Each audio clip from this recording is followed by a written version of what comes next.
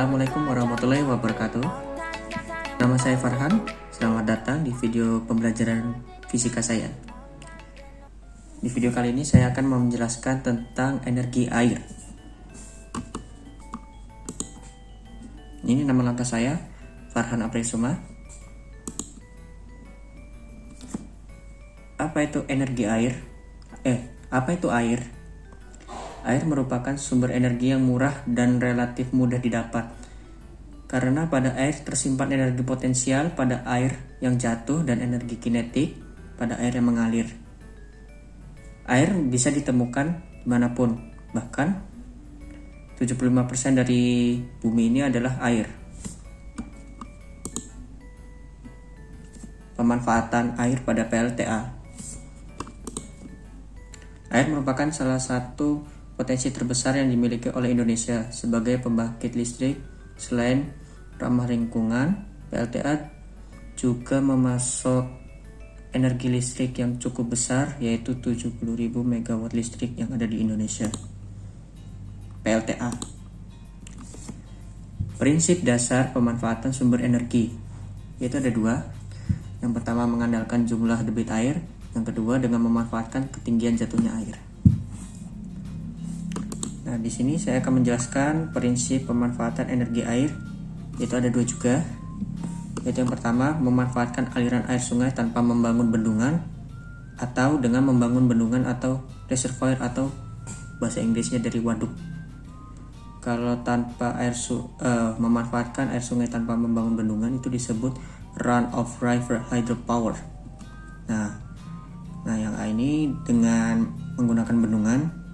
Nah, yang B ini tidak menggunakan bendungan. Komponen-komponen PLTA. Yang pertama itu ada bendungan.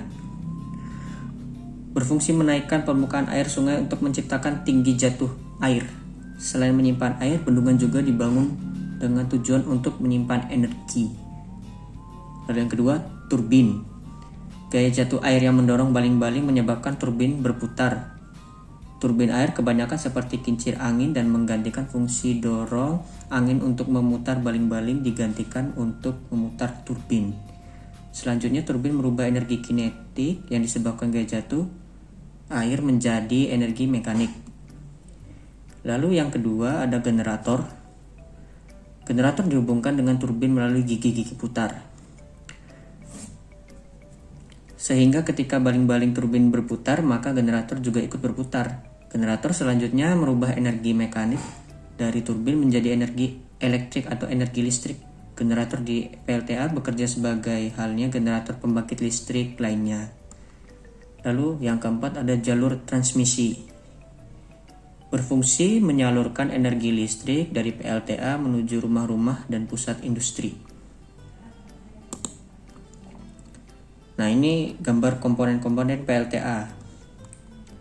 Di sini ada turbin, di sini ada reservoir. Reservoir ini menyimpan air. Ini waduk. Bahasa Inggrisnya dari waduk, reservoir. Lalu ini ada turbin. Turbin ini akan digerakkan oleh air yang berasal dari reservoir menuju ke sini nih. Nah, turbin akan menggerakkan generator yang ada di atas ini. Nah, lalu akan dialiri menuju transmisi, jalur transmisi, ya.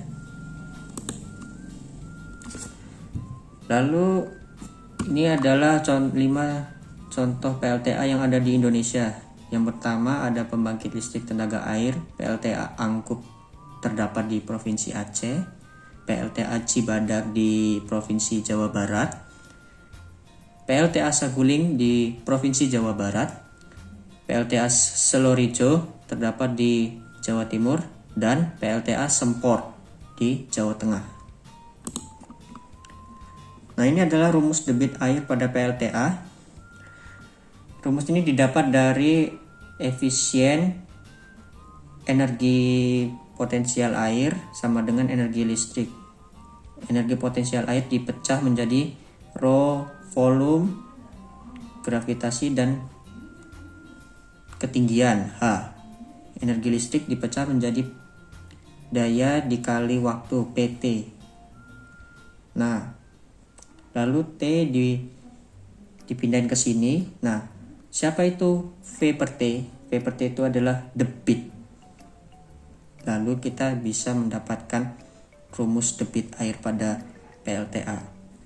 Efisiensi satuannya persen, massa jenis air 1000 kg per meter kubik, volumenya meter kubik, gaya gravitasi 10 meter per sekon, ketinggian satuannya meter, daya watt, debit air meter per second. Berikut adalah keunggulan dan kekurangan energi air pada PLTA. Ada beberapa keunggulan dari pembangkit listrik tenaga PLTA yang dapat dirangkum secara garis besar sebagai berikut. Respon pembangkit listrik yang cepat dalam menyesuaikan kebutuhan beban, sehingga pembangkit listrik ini sangat cocok digunakan sebagai pembangkit listrik tipe peak untuk kondisi beban puncak maupun saat terjadi gangguan di jaringan. Lalu yang kedua, kapasitas daya di keluaran PLTA relatif besar dibandingkan dengan pembangkit energi terbarukan lainnya, dan teknologinya bisa dikuasai dengan baik di Indonesia. PLTA umumnya memiliki umur yang cukup panjang, yaitu 50-100 tahun. Lalu yang keempat, bendungan yang digunakan biasanya dapat sekaligus digunakan untuk kegiatan lain seperti irigasi atau sebagai cadangan air dan pariwisata. Jadi bisa multifungsi. Lalu yang kelima, bebas emisi karbon yang tentu saja merupakan kontribusi yang sangat berharga bagi lingkungan kita.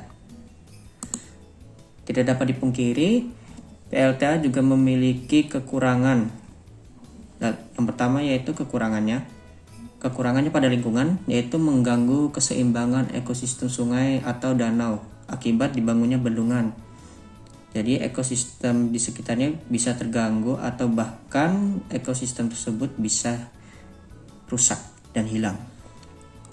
Lalu yang kedua, biaya investasi yang paling mahal.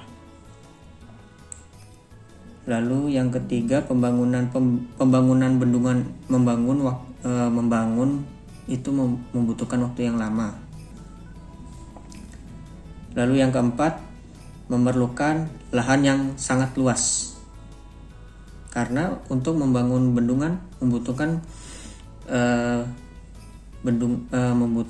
lahan yang sangat luas, karena bendungan itu sangat memakan tempat supaya bendungan tersebut bisa menghasilkan energi yang sangat besar.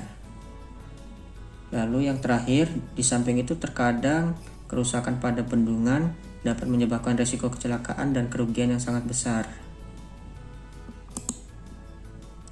Nah, terima kasih. Sekian dari video saya, semoga bermanfaat.